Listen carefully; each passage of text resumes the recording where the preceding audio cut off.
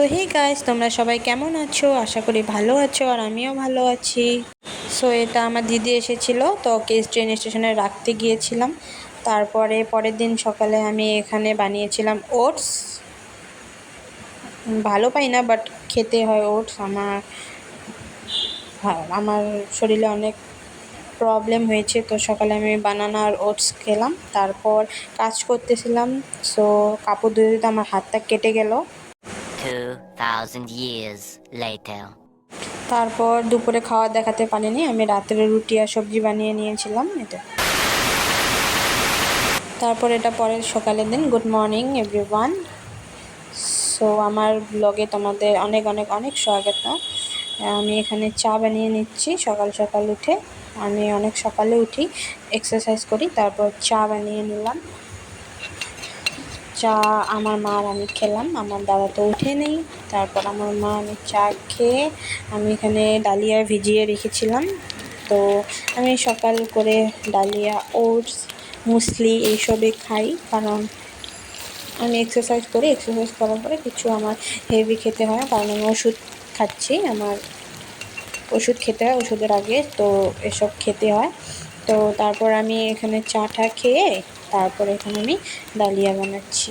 তো এতদিন আমি তোমাদের ভিডিও দিতে পারি নাই, প্রবলেম ছিল। আমার অনেক চাপ, আমার জবের চাপ, আমার এক্সামের চাপ। এবার আমার লাস্ট সেমিস্টার আমার শেষ হয়ে গেলো, তো ওটাও দেখতে পাবে তোমরা। তো এখানে আমি ডালিয়া বানিয়ে নিচ্ছি। সো ডালিয়া বানানোর প্রসেসটা খুব ইজি। আমি প্রথমে শুকনো লঙ্কা দিয়েছি, পাঁচফোড়ন দিয়েছি, তারপরে পেঁয়াজ দিয়ে একটু ভেজে নিয়েছি, তারপর মুসুর ডাল দিয়েছি।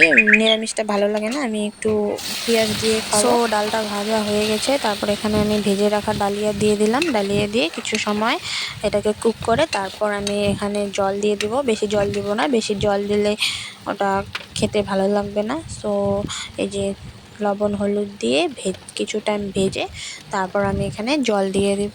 জল দিয়ে কিছু টাইম কুক করার পর হয়ে যাবে, কারণ আমি ভিজিয়ে রেখেছি। সো বেশিক্ষণ কুক করতে লাগবে না, একটু কুক করলে হয়ে যাবে।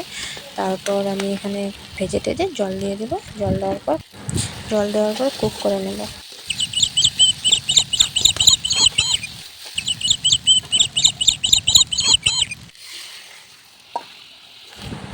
জল দিয়ে দিয়েছি, জল দিয়ে একটু টাইম কুক করব। কুক করার পর আমার ডালিয়া রেডি হয়ে যাবে। তারপর ডালিয়ার সাথে আমি আলু ভেজেছিলাম, ওটা দেখানো হয়নি। এই দেখো আমার ডালিয়া রেডি, আলু ভেজা আর ডালিয়া সকাল সকাল। তারপর আমি দুপুরে মাছ নিয়েছিল মা ছোটো মাছ, বরেলি মাছের চচ্চড়ি, আর বড় কাতল মাছ নিয়েছিল। কাতল মাছ আলু দিয়ে ঝোল করেছিলাম, বহুত টেস্টি ছিল। তারপরে রাত্রে আর কিছু শেয়ার করি নাই। তো এটা পরের দিন সকালে আমার লাস্ট এক্সাম ছিল, 6 সেমিস্টার। আমি বিএ 6 সেমিস্টারে পড়ি, আমার ফাইনাল ইয়ার ছিল। তো আমরা সবাই মিলে এখানে ফটো উঠেছিলাম, অনেক মজাও করেছিলাম, অনেক খারাপও লাগছিল, কারণ কে কোথায় যাবে, বহুত খারাপ লাগতেছিল। আর কবে দেখা হবে জানি না, এটাই আর কিছু না। তারপর আমি তোমাদেরকে নিউ ঘর দেখাচ্ছি, এখনো কমপ্লিট হয়নি। জাস্ট এটাকে কী বলে আমি এটা জানি না।